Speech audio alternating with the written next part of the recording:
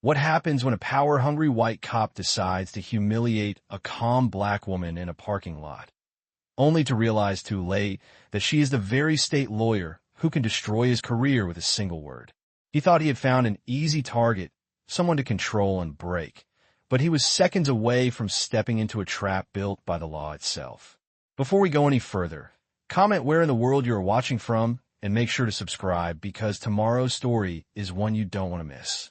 The late afternoon sun stretched long golden shadows across the government complex parking lot, where rows of neatly parked vehicles reflected the fading light like quiet sentinels at rest. Victoria Washington stepped out of the glass double doors with the kind of composed grace that came from years of discipline, her heels striking the pavement in a steady, unhurried rhythm. In her hand, she carried a slim leather folder, the edges worn just enough to suggest use, not neglect. To anyone watching, she looked like just another professional finishing a long day, someone blending seamlessly into the routine of the city. But there was something about the way she moved, something deliberate in her posture, as if every step had already been measured before it was taken. The breeze tugged lightly at the hem of her navy blazer, carrying with it the distant hum of traffic and the faint murmur of voices from nearby offices closing for the day. Victoria paused briefly beside her car, a black sedan parked cleanly within the lines, and allowed herself a quiet breath. It had been a long day of meetings, negotiations, and decisions that carried weight far beyond the wall she had just exited. Yet none of that showed on her face. Her expression remained composed, her gaze steady, her mind already transitioning to the next task, the next responsibility. Across the lot, unnoticed by most, a patrol car idled in the shade of a large oak tree. Inside, Officer Ryan Whitaker leaned slightly forward in his seat, his fingers drumming against the steering wheel in a slow, impatient rhythm. His eyes had locked onto Victoria the moment she stepped outside, narrowing just enough to signal that something in his mind had already begun forming a conclusion. Beside him, Officer Kyle Benton followed his gaze, squinting slightly, as if trying to understand what had caught his partner's attention. Whitaker tilted his head, his jaw tightening as he watched Victoria reach for her car door. There was no evidence of wrongdoing, no urgency in the scene, nothing that would justify the intensity of his focus. And yet, the decision had already been made. The quiet stillness of the parking lot held for just a moment longer, balanced on the edge of something unseen, as Victoria placed her hand on the car handle, completely unaware that, in the eyes of a man sitting 50 feet away, she had already been chosen. Victoria's fingers had barely curled around the door handle when the low rumble of an engine cut through the quiet stillness behind her, the patrol car rolling forward with a deliberate, creeping pace that felt less like movement and more like intent. Tires whispered against the asphalt as it closed the distance, stopping just a few feet behind her vehicle at an angle that boxed her in without touching it. Victoria did not turn immediately. Instead, she paused, her hands still resting on the handle, her posture unchanged, as if she had already sensed what was coming long before the engine ever moved. The car door on the driver's side opened with a sharp, impatient motion, and Officer Ryan Whitaker stepped out, his boots hitting the pavement with a heavy, authoritative thud that echoed louder than necessary in the quiet lot. His shoulders were squared, his chest slightly puffed, every inch of his stance broadcasting control before a single word was spoken. Officer Benton followed a second later, slower, watching but already positioning himself several steps off to the side, creating a subtle angle that narrowed Victoria's space without making it obvious. Whitaker called out, his voice cutting across the air, not loud but edged with command, the kind of tone that assumed compliance before it was earned. Victoria turned then, slowly, her expression calm, her eyes steady as they met his. There was no flinch, no visible reaction, only a measured acknowledgement of his presence. "Can I help you, officer?" she asked, her voice even, polite, but grounded in something firmer than deference. Whitaker's jaw tightened slightly at the lack of hesitation in her tone. He took a few steps closer, his gaze sweeping over her, not as an officer assessing a situation, but as a man searching for something to justify the attention he had already decided to give. Yeah, he said, tilting his head. You can start by telling me what you're doing here. Victoria's brow lifted just a fraction, not in confusion, but in quiet disbelief at the question. She gestured lightly toward the building behind her. I just finished work, she replied. I'm heading home. Whitaker let out a short breath through his nose, the sound carrying a hint of disbelief that did not match the simplicity of her answer. He stepped closer, close enough now that the distance felt intentional, an intrusion rather than necessity. Work, huh? He said, glancing briefly at her car, then back at her face. Funny. We've had reports of suspicious activity around this lot. People messing with vehicles that don't belong to them. Benton shifted a few steps behind Victoria, not touching her, but close enough that his presence pressed against her awareness like a wall forming at her back. Victoria did not turn to acknowledge him. Her focus remained on Whitaker. Is that so? She asked, her tone unchanged. And what about me suggests I'm involved in that? The question landed cleanly, without accusation, without fear. Whitaker's lips pressed into a thin line, irritation flickering across his face as if her composure itself was a challenge. His fingers hooked casually near his belt, but there was nothing casual in the way his shoulders leaned forward. I'll ask the questions, he said, voice tightening, the edge now sharper, more visible. You live around here? Victoria exhaled slowly, a controlled breath that never broke her posture. Yes, she said. Edo. Whitaker nodded once, though it did not resemble agreement. It looked more like he was confirming something only he believed. His eyes flicked to Benton briefly, then back to Victoria, and in that glance the decision hardened.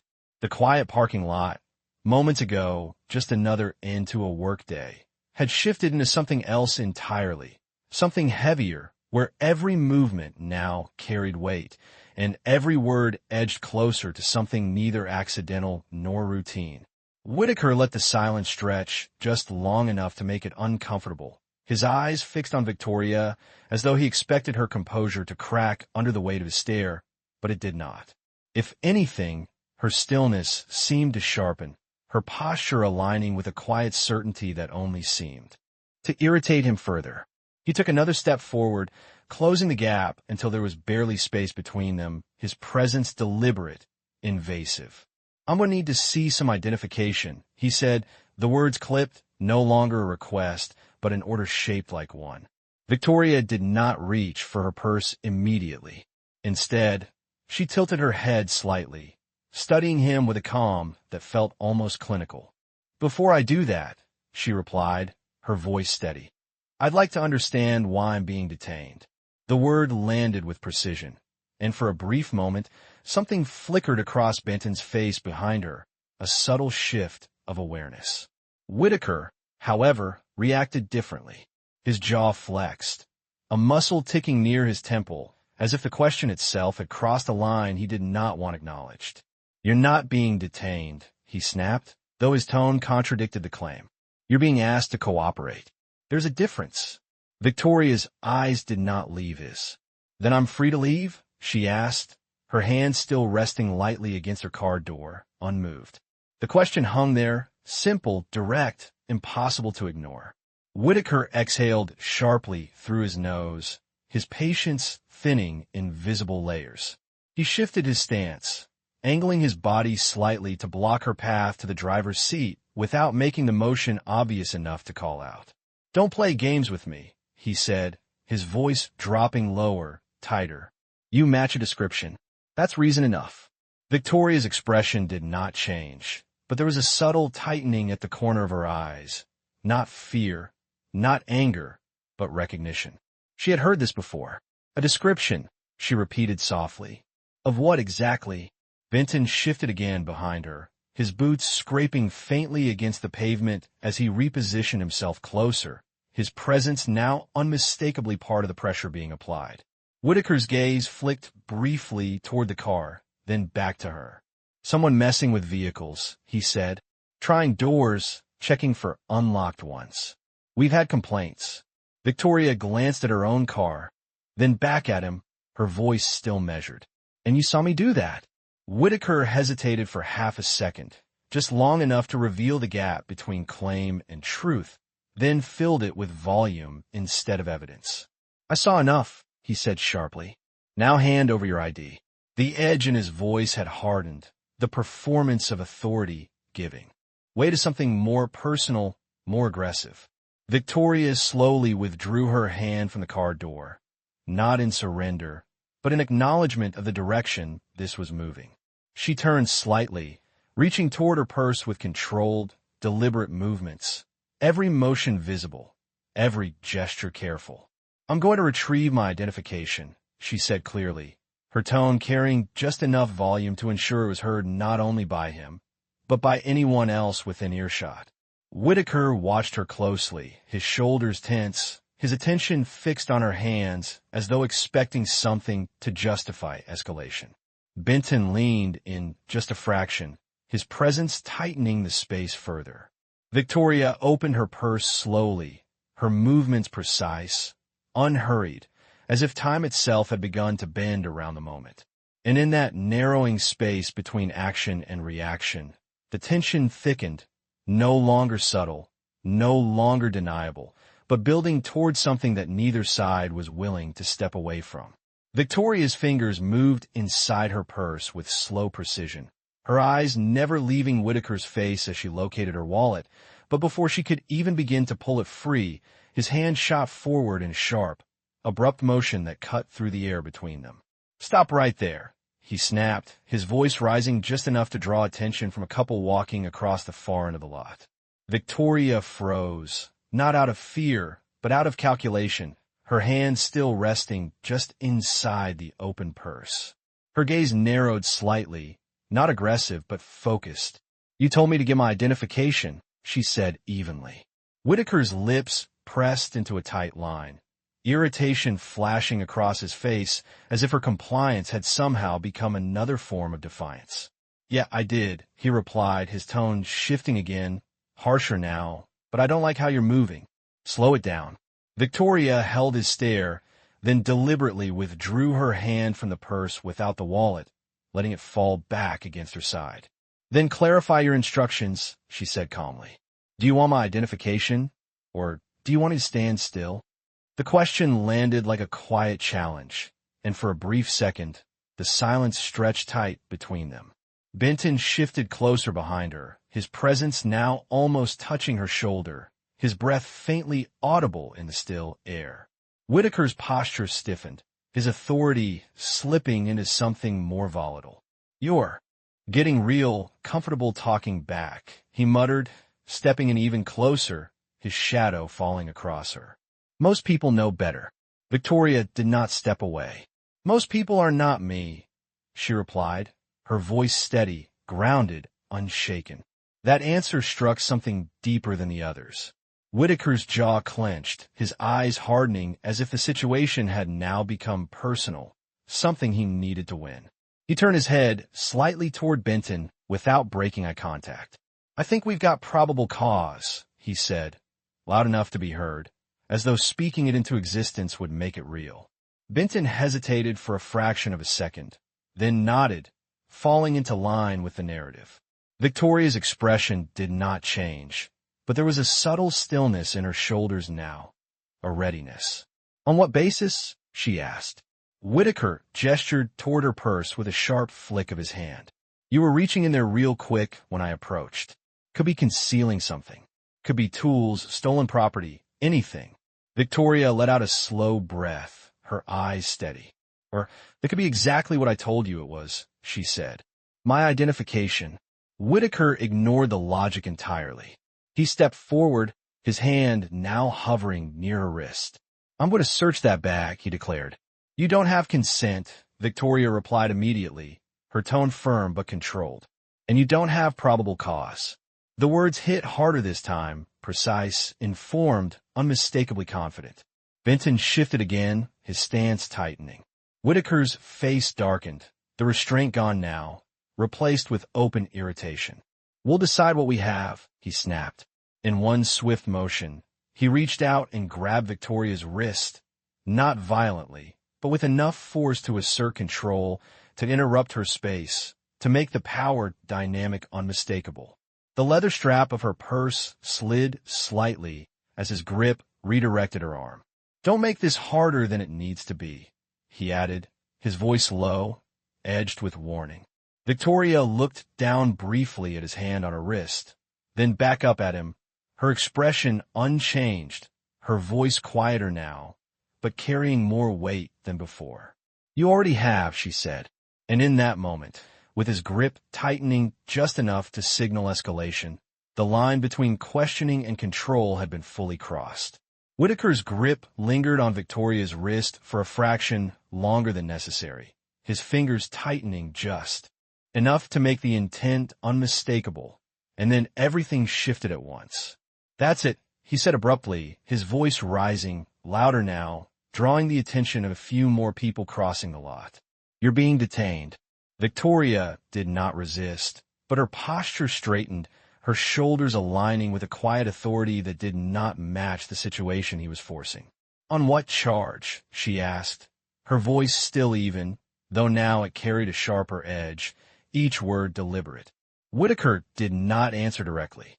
Instead, he twisted her wrist slightly, pulling her arm back in a controlled but forceful motion that turned her body away from her car. "Suspicion of theft and obstruction," he said, as if the words themselves were enough to make it true. Benton stepped in immediately, closing the gap on her other side, his hand hovering near her upper arm before settling there, guiding her into position. Victoria's purse slipped from her shoulder as the movement disrupted its balance, dropping to the pavement with a dull thud, the contents shifting inside, but not spilling. "You are making a serious mistake," Victoria said, not raising her voice, not struggling, but making each syllable count. Whitaker ignored it. "Hands behind your back," he ordered, his tone sharp, impatient, the performance of control now fully replaced with enforcement. Victoria complied slowly, deliberately, bringing her hands together behind her without resistance. The metallic sound of the handcuffs closing around her wrists rang out, final and cold, echoing just enough to turn more heads in their direction. Whitaker pulled them tighter than necessary, the pressure firm, bordering on excessive, his jaw set as though he needed to feel the resistance that never came. "You should have just cooperated," he muttered under his breath, though his voice carried enough for her to hear. Victoria did not react to the comment. Instead, she lifted her chin slightly, her gaze steady, scanning the small crowd that had begun to form at a distance. A man near the sidewalk had his phone raised, recording. A woman stood frozen near her car, unsure whether to intervene or leave. The air had changed completely now, no longer quiet, no longer routine. Benton bent down quickly, grabbing Victoria's purse from the ground, his movements rougher than necessary as he held it up. "We'll check this," he said, already beginning to open it without asking, without waiting. Victoria turned, her head slightly, her voice calm but firm. "You do not have consent to search my belongings." Whitaker let out a short, dismissive breath. "We don't need it," he replied, already guiding her toward the patrol car with a firm hand at her arm. His grip tightened as he moved her forward, not dragging, but not allowing any pause, any hesitation. Victoria walked under her own control, her steps steady despite the restraints, her expression unchanged, as if the cuffs were nothing more than a temporary inconvenience rather than the escalation they represented. When they reached the vehicle, Whitaker opened the rear door and placed a hand near her shoulder, pressing just enough to signal what he expected. "Watch your head," he said flatly, though the gesture that followed lacked any real care, guiding her down into the seat with a firm push that bordered on careless. Victoria adjusted herself inside the car, her hands still secured behind her, her posture upright despite the confined space. The door slammed shut with a heavy finality, sealing the moment. Outside, Benton continued rifling through her purse, while Whitaker circled toward the driver's seat, his expression set, his breathing slightly heavier now, though he would never admit it. Inside the back seat, Victoria sat still, her eyes forward, her calm unbroken, as if she already knew something the two men outside did not, something that had not yet revealed itself but was already in motion. Inside the back seat, the world narrowed into a contained silence, thick and controlled, broken only by the faint static crackle of the police radio mounted near the front console. Victoria sat upright, her wrists secured behind her, the tension in the metal biting lightly against her skin, yet her posture remained composed, her breathing slow and even. Outside, Benton stood beside the open trunk of the patrol car, her purse now fully unzipped, its contents spread in his hands as he sifted through them with careless impatience. Papers, a pen, a small notebook, nothing that matched the narrative they had already decided upon. Whitaker slid into the driver's seat, the door shutting with a dull thud that sealed the space. He adjusted his position, one hand resting on the steering wheel, the other reaching for the onboard computer. His face carried a look of practiced routine, as if this was just another stop, another report to file, another name to process and forget. "All right," he muttered, half to himself, half to Benton. "We'll run her, see what comes back." Benton leaned into the open passenger window, lowering his voice slightly. "Nothing in the bag so far," he said. "No tools, no stolen items." Whitaker's fingers paused for a brief second over the keyboard, then resumed, his expression tightening rather than softening. "Doesn't matter," he replied. "We got enough. Suspicious behavior, refusal to cooperate. We'll sort it out downtown." The words were casual, dismissive, as though the outcome had already been decided long before any evidence was considered. In the back seat, Victoria listened without turning her head, her gaze fixed forward through the narrow partition. Then, after a moment that felt measured rather than reactive, she spoke. "Officer Whitaker," she said, her voice calm, cutting cleanly through the confined space. He did not turn immediately. "Yeah," he replied, eyes still on the screen. "This is your last opportunity to correct what you've done," she continued, each word deliberate, steady, carrying a weight that did not match the restraints on her wrists. That made him pause. Slowly, he turned his head, looking at her through the rearview mirror. Their eyes met there, framed by glass and distance, but the intensity carried through. Victoria did not raise her voice.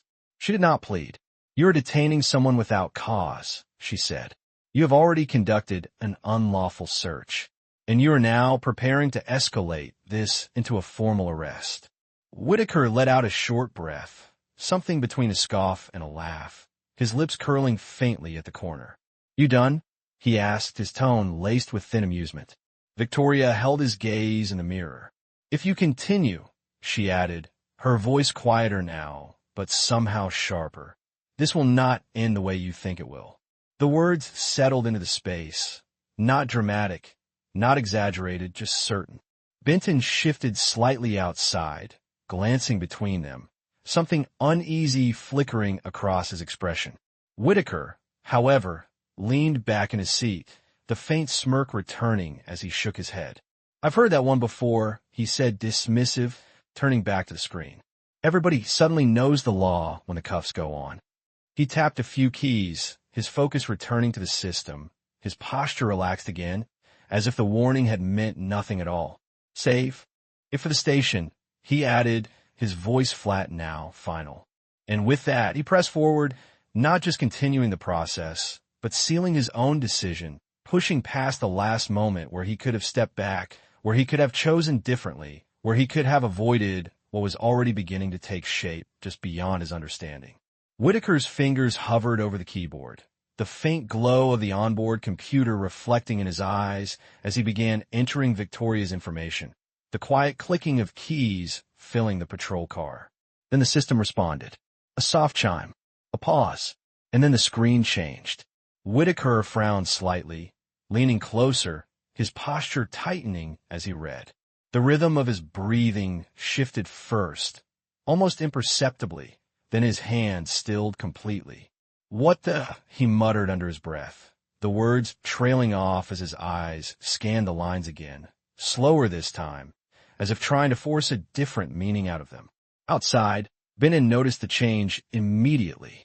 "What is it?" he asked, stepping closer to the driver's side window, his earlier confidence gone. replaced with something uncertain. Whitaker did not answer right away. His jaw loosened slightly, then tightened again, the muscles in his face no longer controlled by arrogance, but by something else entirely. He glanced up at the rearview mirror, meeting Victoria's eyes again. But this time there was no dominance in his stare, no assumption, only a flicker of disbelief. Victoria did not look away. She held his gaze with the same calm she had maintained from the beginning. But now that calm carried a quiet finality, as if the moment he had been rushing toward had finally arrived. "You might want to read that again," she said softly. Whitaker swallowed, the movement visible in his throat, and looked back at the screen. The words did not change.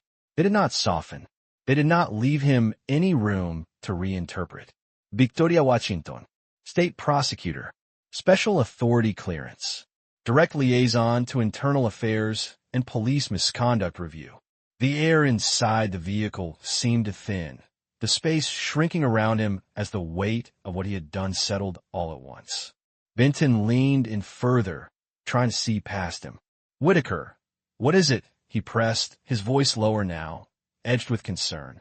Whitaker finally spoke, but the tone was unrecognizable from moments before. She's a state lawyer," he said, the words catching slightly, as if even saying them made them more real. Benton's face drained of color, his grip on the edge of the door tightening. "You're kidding." Victoria shifted slightly in the back seat, the faint sound of the restraints moving against each other breaking the silence. "No," she said calmly. "He is not." Whitaker's hands pulled back from the keyboard as though it had burned him. His mind raced, replaying every second, every word, every decision. The grip on her wrist, the cuffs, the accusations, the search. Each one now felt heavier, sharper, irreversible. "Why didn't you say something?" he asked suddenly, turning halfway in his seat, his voice no longer controlled, no longer steady. Victoria's expression did not change. "I gave you every opportunity to stop," she replied. "You chose not to."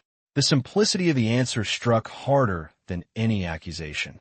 Benton took a step back from the car, running a hand over his head, his movements restless, uncertain. "We need to fix this," he said quickly, his voice dropping to a near whisper. Whitaker stared at the screen one last time, then at Victoria, the realization fully settling in now, heavy and unavoidable.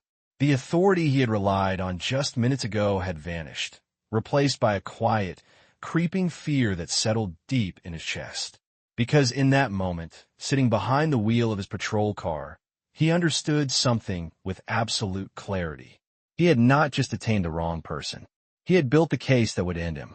Several weeks later, the same name that had appeared so quietly on Whitaker's patrol screen now echoed with unmistakable authority inside a courtroom that felt far colder than the parking lot where it had all begun. Victoria Washington stood at the prosecution table, her presence composed, her posture straight, her voice steady as she organized a stack of documents with deliberate precision. There was no trace of the woman who had been forced into the back of a patrol car. Here, she was exactly who she had always been, and the room adjusted itself around that reality. Across from her, Officer Ryan Whitaker sat rigid in his seat, his uniform still pressed, but no longer carrying the weight it once had. The badge on his chest seemed smaller somehow, diminished under the harsh clarity of the situation he now faced. His hands rested on the table, fingers interlocked too tightly, knuckles pale, his eyes fixed forward but unfocused, as if he were trying not to see the evidence that was about to be laid out in front of him. Officer Benton sat behind him, no longer aligned, no longer supportive, his posture withdrawn, his gaze lowered, already distancing himself from the man beside him. Judge Eleanor Hayes entered with measured authority, the sound of her gavel bringing the room into immediate silence. "Proceed," she said, her voice firm, controlled, leaving no room for theatrics. Victoria stepped forward. "Your Honor," she began, her tone calm, but unyielding. "The events of that afternoon are not a matter of interpretation. They are documented, recorded, and witnessed." She gestured toward the screen positioned beside the bench. The footage began to play. The parking lot appeared sunlit and ordinary until the patrol car entered the frame. Every moment unfolded in stark clarity. Whitaker stepping out, his posture already confrontational. The approach, the questioning, the shift in tone, then the escalation. The grip on Victoria's wrist, the forced turn of her body, the handcuffs, the push into the vehicle. No raised voice from her. No resistance. Only calm, consistent compliance met with increasing aggression. The courtroom remained silent, but the weight of the footage pressed into every corner of the room. Whitaker's breathing became visible now, shallow, uneven, his eyes flicking toward the screen and then away, unable to fully face what was being shown. Victoria's voice continued over the footage, not emotional, not accusatory, just precise. At no point was probable cause established. At no point was consent given. At no point was the detention lawful. The video ended. The silence that followed was heavier than before. Judge Hayes leaned forward slightly, her expression unreadable but her gaze sharp. "Officer Whitaker," she said, "do you dispute the accuracy of this footage?" Whitaker opened his mouth, then closed it again, the words failing to form. The authority he had once relied on had no place here. "No, Your Honor," he finally said, his voice low, stripped of everything it once carried. The decision came without hesitation. This court finds clear evidence of unlawful detention, abuse of authority, and violation of civil rights, Judge Hayes stated. Effective immediately, Officer Ryan Whitaker is to be terminated from service and referred for criminal prosecution. The words landed with finality, each one sealing the outcome he had unknowingly set in motion weeks before. A murmur rippled through the room, quickly silenced by the weight of the ruling. Victoria did not react outwardly. She simply gathered her documents, her expression unchanged, her purpose fulfilled not through anger, but through process. Whitaker remained seated, unmoving, as the reality settled over him, not sudden, not explosive, but slow and suffocating. The same system he had believed he controlled had now turned with precision, and there was nothing left for him to hold on to. The courtroom slowly exhaled as the tension that had filled its walls began to dissolve, replaced by a quiet, steady sense of closure. Papers shuffled, chairs moved, low voices returned, but none of it carried the same weight as before. Victoria Washington remained standing for a moment longer at the prosecution table, her hands resting lightly against the surface, her gaze calm as she watched the final movements unfold. There was no satisfaction written across her face, no visible triumph, only a composed stillness that came from knowing the system had done exactly what it was meant to do. Across the room, Whitaker was escorted out, not with force, but with finality. His steps lacked direction now, his posture no longer anchored by certainty or control. The badge that had once defined him had already been removed, leaving behind nothing but the consequences of his own decisions. He had not looked back. Benton followed at a distance, quieter, smaller, as if the entire weight of what had happened had settled into his shoulders, reshaping the way he moved through the space. The courtroom doors closed behind them with a soft, muted sound, not dramatic, not loud, but definitive. Victoria gathered her documents with practiced precision, aligning each page, securing them within her folder. As she turned to leave, a few of the observers in the gallery straightened slightly, their eyes following her with a kind of quiet respect that did not need to be spoken aloud. A clerk near the aisle offered a small nod. Victoria returned it just as subtly, her acknowledgement measured, professional, unassuming. Outside, the afternoon light had softened, the sharp brightness of earlier replaced by a warmer, quieter glow that stretched across the courthouse steps. The air felt different here, lighter, as if something unseen had been corrected and released. Victoria stepped out into it, her heels finding their steady rhythm once again against the concrete, the same rhythm that had carried her through countless days, countless cases, each one part of a larger responsibility she never treated lightly. Her car was parked where it always had been, untouched, ordinary, waiting. She approached it without hesitation, her reflection briefly catching in the window. Not as the woman from the footage, not as the victim from the parking lot, but as if she had always been beneath it all. She opened the door, placing her folder carefully on the passenger seat before settling behind the wheel. For a moment, she allowed herself a breath. Not heavy, not dramatic, just a quiet pause that marked the end of one chapter before the next inevitably began. The engine started with a low, steady hum.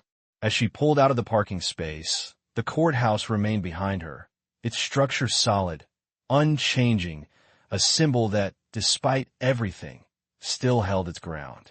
Victoria drove forward into the open road, the city stretching ahead, unchanged yet subtly restored, her presence within it as calm and resolute as ever. Justice had not been loud, it had not been explosive, but it had been precise, and in that precision, there was a kind of peace that did not need to announce itself to be understood.